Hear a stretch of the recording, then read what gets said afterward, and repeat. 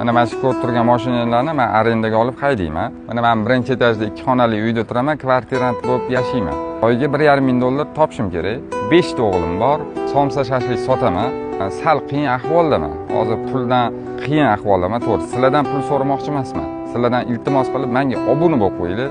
Mani obunachilarim tezroq ko'paysa, meni shashlik, somsalarim xudo xolasa yaxshi ketishni boshlaydi, reklamalarim yurishni boshlaydi. Xudo xolasa uyli, joyli ham bo'laman, nasib sizlar bilan birga. Kimki menga obuna bo'lib, podishka qilsa, ertaminning nimadir sabab bo'lib meni oldimga kelsa, xudo men ham yordam qilaman. Xudo xolasa 5 ta o'g'lim bilan kim obuna bo'lgan bo'lsa, hammasini duo qilib qo'yamiz. Usmon shashligiga kim podishka qilsa, men yonida bo'laman.